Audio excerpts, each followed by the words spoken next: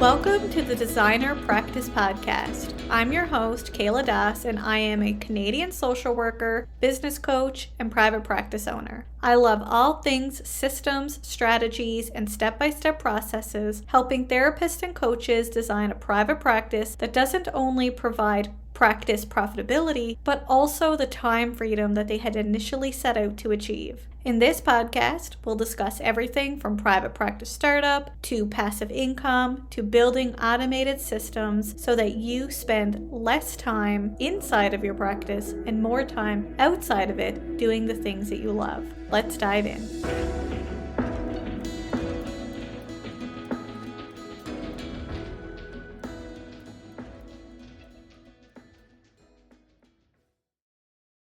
Before we dive into today's episode, let me share my free passive income personality quiz with you. It's no secret that I believe that passive income is the key to unlocking financial freedom while increasing profitability. But with so many passive income streams to choose from, where do you start? Passive income is not a one-size-fits-all approach. So I created the Passive Income Personality Quiz to help you determine which passive income stream best fits your personality. The Passive Income Personality Quiz gives you personalized results as a stepping stone for adding your first or next passive income stream to your private practice so that you can finally achieve financial freedom. To take the free quiz, head to kayladas.com/passive income quiz. That's kayladas.com/passive income quiz, or scroll down to the show notes and click on the link. Now let's get into today's episode. Welcome back to the Designer Practice Podcast, and I'm your host, Kayla Das. Are you an aspiring MSW student in Canada or the United States? Along your search through MSW application resources, you may have heard about a company called MSW Helper and wondered, what is it? And how does it help MSW applicants? If you haven't heard of MSW Helper before, you absolutely should stay tuned because it's probably one of the most unique services that I've heard out there. MSW Helper helps MSW applicants maximize their chances in getting accepted into competitive MSW programs. In fact, in 2024, 89% of their clients got accepted into at least one MSW program. That's super, super cool. So without further ado, let me introduce today's guest, Michelle Bruxer, social worker, fellow MSW graduate, and owner of MSW Helper. And she is going to share what MSW Helper is and how it can help MSW applicants. Hi, Michelle. Welcome to the show. I'm so glad to have you here today. Hey, Kayla. Thank you so much for having me. I'm so excited to be here. Michelle, before we dive into today's episode, please introduce yourself, where you're from, and tell us a little bit about your social work journey and MSW Helper. Yeah, so my name is Michelle, and I'm the founder of MSW Helper, which is a platform dedicated to helping aspiring social workers apply to Master of Social Work programs. I started MSW Helper after going through the process of applying to MSW programs myself and realizing how little support there was for me in that process. I remember in particular, I went to my school's academic writing center for support with my applications.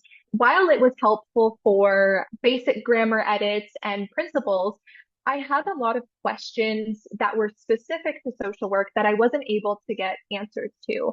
And so I applied feeling really not confident about the applications that I had submitted and if I was on the right track. So after I got accepted to my Master of Social Work, I kind of started helping people behind me in school with their applications. And over the years, that was something that I did on the side while I was in graduate school and while I was working as a social worker. And every single year, MSW Helper grew and grew as people learned about the work that I was doing. And now, 6 years later, we have a team of application advisors who offer personal statement editing services and application support, as well as an online community and a lot of free resources to help applicants. To date, we have helped over 1,500 applicants apply to Master of Social Work programs. That is absolutely amazing. And I just need to tell listeners like how I come to meet you. So, as listeners know, I'm like a content creator through and through. So, between my podcast, my blogs, I'm always creating things. And I kept seeing your content really everywhere. Like you have really found a specific niche that's very niched, yet so important. And I just said to myself, I have to reach out to Michelle. She's in this space, like she's doing such great work. And I'm so happy to have you here on the podcast because I just know when I went into my MSW program, now I will give a disclaimer, I did only apply for one and I did get accepted on the first try.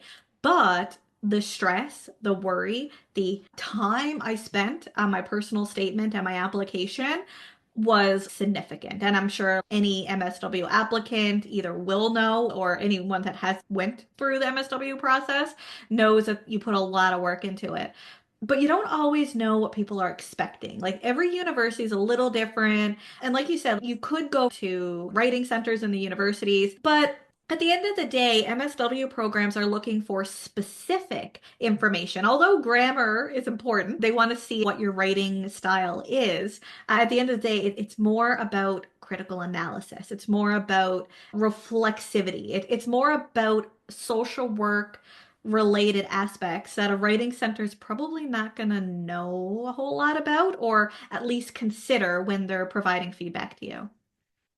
For sure. And that's really what we offer is having that really in-depth social work knowledge. And all of our application advisors have recently been through that exact same process. So we totally understand that stress of managing different applications and trying to tell your story. Often the hardest part is like disseminating all the things that you know and your different experiences into an often very short essay. I remember when I applied, I had questions about, am I allowed to talk about personal experiences that motivated me to pursue social work, or is that inappropriate? And I had lots of questions like that where I didn't know if I was on the right track. And yeah, definitely content creation is a big part of what we do at MSW Helper. The things that drives me is being that resource that I wish that I had when I applied. So even if somebody does not work with us directly, I really do create content with that person in mind and wanting to serve anybody who stumbles across MSW Helper to answer some of those questions that I had when I applied and really to fill that gap that did exist. And that actually goes into one of my questions is how did you come up with such a brilliant business idea? I am curious, when you think about starting MSW Helper, like how did it begin? I know why it began, but how did it begin? Yeah, so I always say I did not set out to start a business with MSW Helper. It truly just started with me seeing an opportunity to help people. And like I said, wanting to fill that gap. MSW Helper didn't even have a name for the first 4 years that I was technically doing it. It was purely just something I was doing as like a side hustle while I was in grad school and while I was working as a social worker. I really just wanted to be that service that I needed when I applied. I've always been a very entrepreneurial person, so I have tried many things over the years, and the personal statement editing and that service is the one thing that just stuck and people were continuously interested in. So I just stuck with it over the years and it grew very organically. And this makes me think about just social work in general. Often we hear this traditional view of social work, and anything outside of that isn't social work. However, this podcast is all about designing a practice that you love. And I use the word practice because that, feels right to most people, but really it could be any business like MSW Helper. And you are a true example that social workers can be doing so many things. Often people think if I don't fall within this traditional social work model, then I'm not doing social work. However, I want to give you a definition from the International Federation of Social Workers. And it's really interesting because, again, it shows that we can be doing so many different things and we can have so many different business structures. So, according to the International Federation of Social Workers, social work is defined as, and I quote, a practice-based profession and an academic discipline that promotes social change and development, social cohesion, and the empowerment and liberation of people. But many non-traditional practices or businesses like yours are helping people get the education that they need to continue to build that social cohesion in whatever niche that is, right? And I think us talking on the podcast today is challenging social norms within social work itself. In social work, that's a big part of it. It is challenging the social norms or status quo. And that's really why we're here today as well, because when done through a social work lens, business practices can empower others and liberates our clients, whether they be MSW applicants, therapists starting a private practice, or a client seeking a therapist. Yeah, so I totally agree. Actually, when I quit my job as a social worker and started doing MSW Helper full time, I had a lot of mindset issues. I didn't feel that the work that I was doing was legitimate in the social work field. I don't think that the work that I'm doing fits nicely into a box that we're often encouraged to go into, right? We often view ourselves as like, a micro level social worker or a macro level social worker. And I found in the first couple of months of doing my business full time that I felt that I had to find a way to stay in real social work. And even to this day, I get asked by people, are you planning to go back to a social work job, or questions about whether I'm going to continue to do this full time? And I totally understand why people ask that question because I had kind of the same mindset myself. And over time, I realized that what I'm doing, although it doesn't fit into maybe some of the areas that we are trained to go into, I'm using my social work degree in a way to help people. In particular, the work that we're doing is filling some of those gaps that exist that make it harder for some people to break into graduate school. A lot of our clients face barriers in academic settings, and so through our work, we're kind of bridging that gap for applicants. And I think there are so many opportunities for social workers to start niche businesses like the one that I have, but we don't get a lot of education about what is possible. And I think because the world is changing so quickly, we don't really know what's possible yet. We're basically taught you graduate, you get a job, or if you want to go and do your own thing, you start a private practice. But I think that there is so much untapped potential to use our degrees in very unique ways. Social workers are really, really good at finding gaps and different ways to help people, but we're not necessarily taught some of those business skills.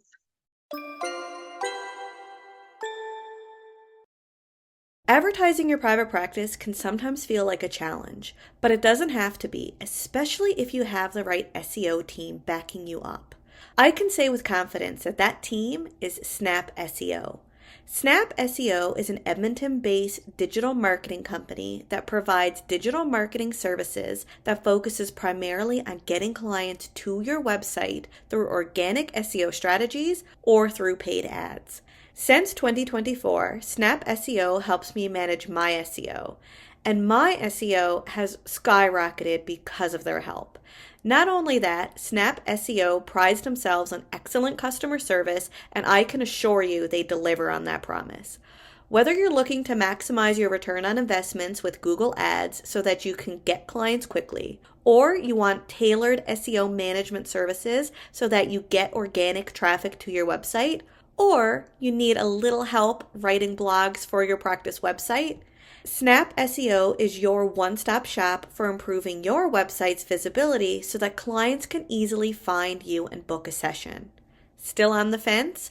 Well, as a special offer for listening to this podcast, Snap SEO will provide a free comprehensive website audit when you mention my name, Kayla Das, or the Designer Practice Podcast. If you're ready to work with an honest, value-driven, and customer-focused SEO company, check out Snap SEO today at snapseo.ca.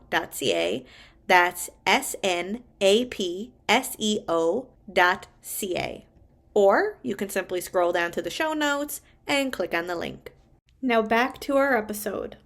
I agree with you 100%. And I think that if I do one thing in this world, it's to advocate for social workers, for therapists, for our listeners, that you can do so many things. Now, not everyone wants to start a business, and that is totally fine, right? Like it is okay to be a therapist or to be a crisis manager or wherever it is you want to be as a social worker or a therapist. However, you don't have to feel like just because there's these traditional roots that you have to stay within that parameter if that doesn't feel right to you. And I know when I first started doing business coaching and even like this podcast, similar to you, I almost felt like, am I a social worker anymore? Is this going outside of social work? I even have some social work students starting with our agency.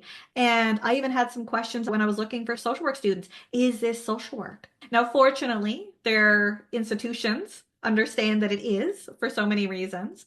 But we as practitioners are looking at it from one lens, which isn't an incorrect lens, but it doesn't mean that outside of that lens, we can't be advocating, supporting, helping, even nurturing other people within different contexts than what we traditionally know to be true within our programs and just from what society tells us. For sure. And one thing I didn't really get into is when I was working full time in my job, I was really going through a period of burnout, specifically because I was struggling with just the constraints of the 9 to 5 schedule. And I knew that entrepreneurship was probably going to be the better fit for me. And at the time, I thought that private practice was pretty much the only option. The other issue with private practice for me is that I am more of an introverted person and I really value time freedom. So I knew that role wasn't going to be sustainable for me because I had worked in a therapeutic role before. And as much as I loved the work, it definitely drained me and took a lot out of me, which made it hard in my personal life to kind of have that balance. So by creating a business that leveraged my strengths, I was really able to carve out a path that really worked for my personality and for my lifestyle. So even with the services that I offer, I really designed it in a way that works for me and doesn't force me to be in calls or in meetings for many hours a week. Actually, for the first couple years before I hired a team, I didn't do any one-to-one calls as part of my service. Everything was done asynchronously. People would send in their documents over email and we would kind of coordinate that way. And that really gave me the ability to provide that support and help people, but doing it in a way that works well for me. So that's something that can be applied probably even in many other social work businesses. And you don't have to necessarily follow the blueprint that you see everybody else doing. And you're filling a gap. And I think that that's a huge piece. And this is where a lot of people develop businesses in general, whether it's social work or not. It's what is a gap that exists in this particular area and how can I fulfill it? And I know that's what you and I are both doing, right? Like I create free content that people can access. Obviously, I get paid from it, right? It's free, but I still get paid. In saying that, it's filling a gap that doesn't exist. And that's what MSW Helper does. Even to this day, you are still the only person that at least I've found in my research that you are the only one doing this. And it's absolutely amazing. So let's talk about what does MSW Helper do and how does it help MSW applicants along the way? Yes. So our main service, kind of the bread and butter of what we do, is editing personal statements. The personal statement is a document that you need to complete as part of the MSW application process, and schools typically want to know about your motivation for pursuing social work. That document is very challenging to write, specifically because there's often a very small word count, and you have to try to fit all of your experiences and insights in a cohesive way that really sells yourself. And I think it's really hard for us to talk about ourselves in a positive way. And the other thing that I have noticed is that there's often a disconnect between what I see when I talk to people face to face versus what they actually write down on paper. When we're face to face, I can clearly see that this person is passionate for social work and would be an amazing social worker. But then when they actually go to write their personal statement, it doesn't translate the same way. So our goal is to bridge that gap and make sure that what you write reflects who you are as a person. I strongly believe that as important as the personal statement is, you do not need to be a strong writer to be an amazing social worker. So we help with making sure that your story is reflected in the personal statement and reflects who you are as a person. In addition to personal statement editing, we also meet with applicants one-to-one for application support, and then we have a community and content to support people. Absolutely amazing. So you kind of touched on some of the services, but can you list some of the options that people have? And we'll make sure to also link those in the show notes as well. So what do you provide? Yeah, so we provide our personal statement editing service. We also offer resume editing because that's usually part of it as well. And then we have one-to-one consultations where applicants can meet with us, as well as a writing course. So I've put together pretty much everything that I know about writing a personal statement and put it into a nice package. And then we also have options for applicants to bundle all of those services together if they're looking for more comprehensive support with the application process. Amazing. So, Michelle, do you have any additional advice, insights, or tips for listeners who may be interested in getting into a competitive MSW program and they either may be taking the steps or maybe not yet taking the steps, but do you have any insights for them? For sure. So my biggest tip when writing a personal statement is to start with your why. Why are you interested in becoming a social worker? One mistake that I often see in the application is applicants will say, I want to become a social worker because I want to help people. The problem with that response is that it's very generic and it doesn't tell the reader anything about what kind of work you want to do, who you want to work with, or even why you want to become a social worker. I always say, if you want to help people, why are you becoming a social worker and not a teacher or a nurse or any other helping profession? So you really want to connect to why you are interested in pursuing social work and what your goal is. My other big tip is to not regurgitate your resume. I often see people make the mistake of pretty much just writing out in paragraph form what they have done in the past and who they've worked with and what their accomplishments are. But the personal statement really wants you to go deeper than that and really discuss your insights and why you are motivated to become a social worker and what gap you hope to fill. I love that. And I just think about when I applied, like I said in the beginning of this episode, I applied for one university and I got in on first try. But my strategy was, how am I going to be different than everybody else? And like you said, if you're just saying, I want to help people, there's probably 1,000 applications that say that. That's not going to have Yep. you stand out. You want to be different than everyone else, not the same as everyone else, because you're one of 1,000, one of 2,000 versus one of two, one of five, one of whatever.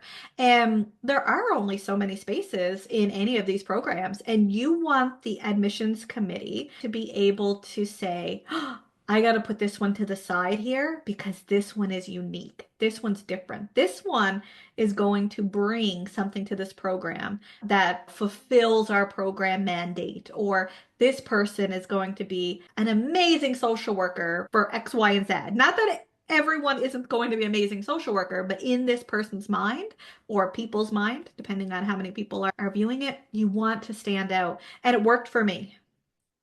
For sure. And that's exactly the strategy you want to take it, and you want to really get connected to your why and I guess find your niche, which is the same strategy that we have in our respective businesses, right? What's the reason that people work with MSW Helper?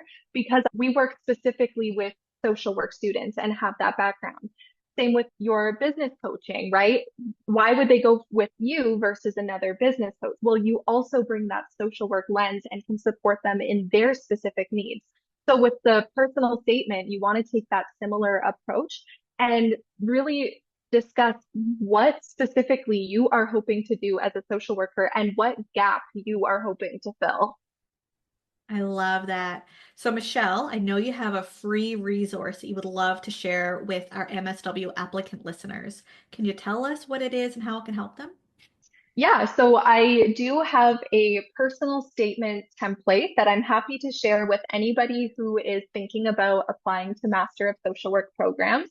It's a really simple tool, but it's a great place to start brainstorming some of your thoughts and start getting connected to that why and really putting your different experiences together. I would say if you are interested in applying to social work, that's a great place to start. So, to sign up for Michelle's free personal statement template, check out kayladas.com/MSW Helper personal statement template. Also, I'm going to link all of Michelle's services down in the show notes. And if you buy any service from MSW Helper, you can also use the coupon code KaylaDAS, so that's KAYLADAS, for $10 off any service that she provides. Michelle, thank you so much for joining us on the podcast today to share with us your social work journey, all about MSW Helper, and a few business tips along the way. Thank you so much, Kayla. And thank you, everyone, for tuning into today's episode. And I hope you join me again soon on the Designer Practice Podcast. Until next time, bye for now.